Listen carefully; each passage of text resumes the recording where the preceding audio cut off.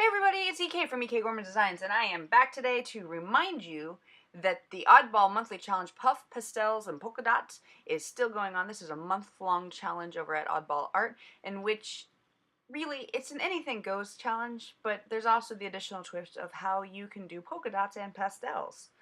So, here we go.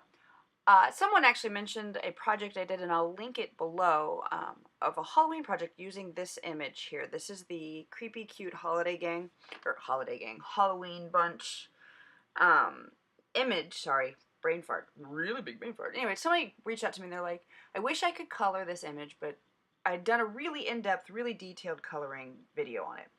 And they made a comment saying that the coloring was just too difficult to follow. So I wanted to use it again. I know it's supposed to be a Halloween critter, but to me it's just a bunch of really fun characters.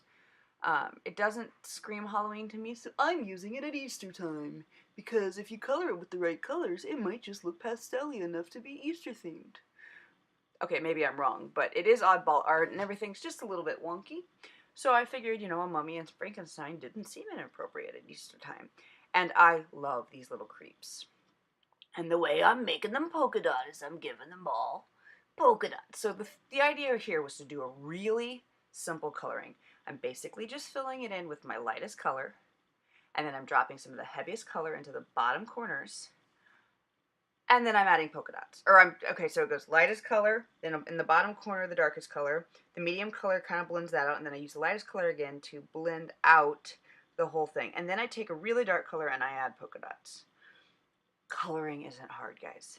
You don't have to understand shadows and dimensions and form to get a really fun color, especially when card making. You just need to lay some color down so there's I was gonna say dimension, but that's not fair. So there's some visual interest. And here, by using the polka dots across their faces, I think I managed to make the fact that it's subpar coloring look good. So here is my answer to coloring can be really, really hard. It also can be really, really simple.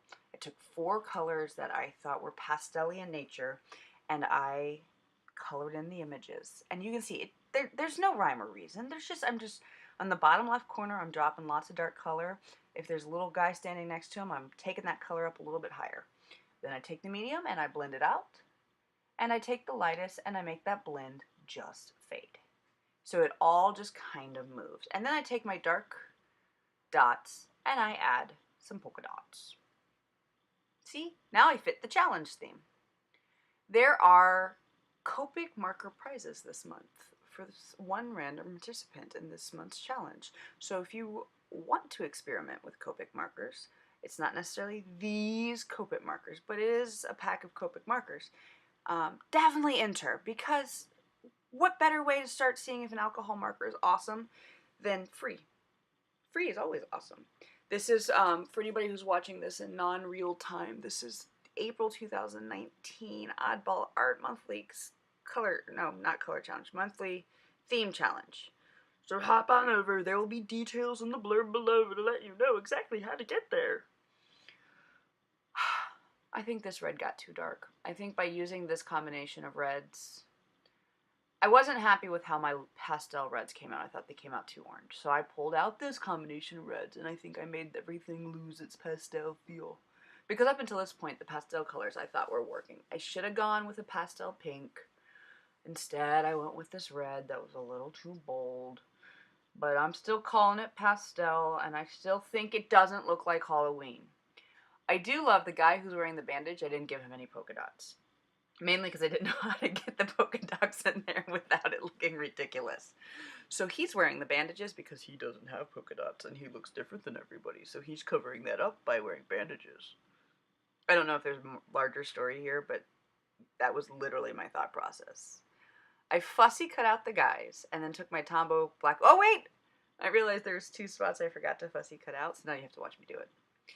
Yes, fussy cutting this image out is not easy. Yes, it took a little bit of time. Yes, I still hate fussy cutting more than any other cutting technique there is. I'm not good at it.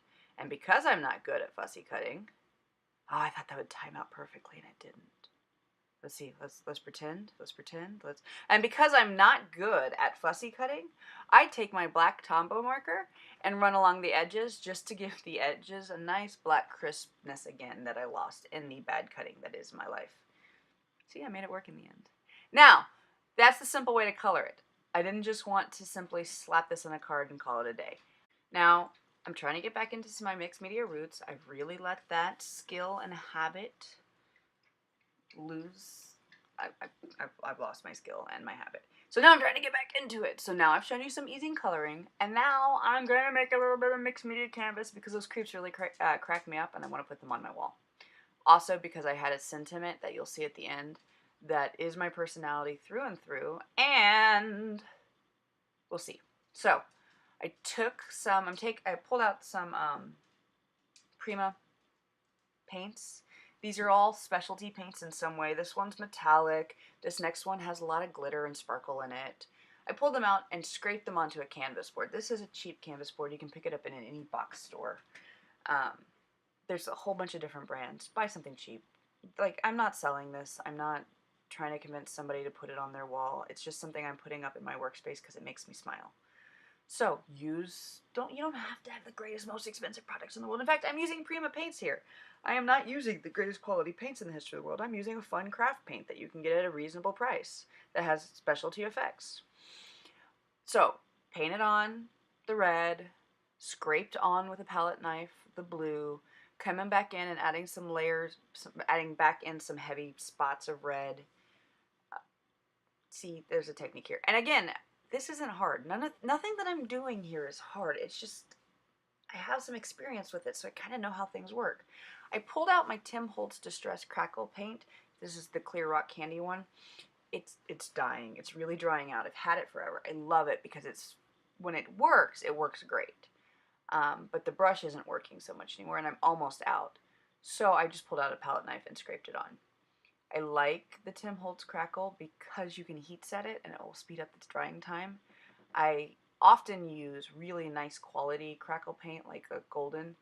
The problem is you got to give it 24 hours to cure, and on a project like this, I am not waiting 24 hours for paint to cure.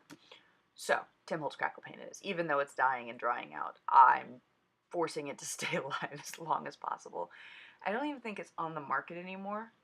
There's a very good chance it's not on the market anymore. If it is, I'm gonna have to run and find some on eBay or something because my tube is empty and I like it. It's a fun medium. That's it. Like, find what's fun. This Prima paint that I'm using, it's simply fun. I'm a doofus and forgot to put a protective mat down on my work surfaces. So now I have glitter ingrained on my black mat. Yep, I'm a dork. It happens. I do it regularly. I am simply taking some Nuvo glue and smearing it on the back of my image and then putting these guys down onto the canvas board. I like the glue. It holds well. However, I would not ever leave a piece of paper that I've colored simply on a canvas like this. I'm going to actually try to force a layer of adhesive over a piece of paper like this because of the amount of medium I'm putting onto it. So my favorite way to do that is Liquitex matte medium. It feels almost like watered down glue. I mean, essentially that's what it is. But it puts a layer of protective protective surface over your artwork, and then you really can go to town and play. I always put too much. It's not intentional. I really don't mean to put too much, but I put too much, and I just scrape it off onto a spare piece of trash and throw it away. It's what I regularly do. Now, while I wait for the matte medium to dry, I'm taking my golden soft medium gel. I'm sure there's craft equivalent to this, but I'm not going to use anything else because I know this works. It dries exactly the way I want it. Yes, it's a little pricey. I will deal with it. I make it last a long time. And I'm taking some Prima glass glitter. It's the clear pearl.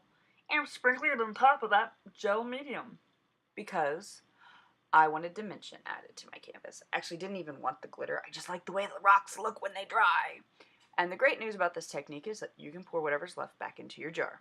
Now, I've got the gel medium and I've got the glass glitter on top of it, so I'm going to heat set it. I don't care if I cook it. Because if I cook it and scorch it just a little bit, I'm about to add paint over it. And so it's not going to matter. I wanted to pull back in some of the pastel feel to this piece. So I pulled out the Opal Magic Aqua-Rose.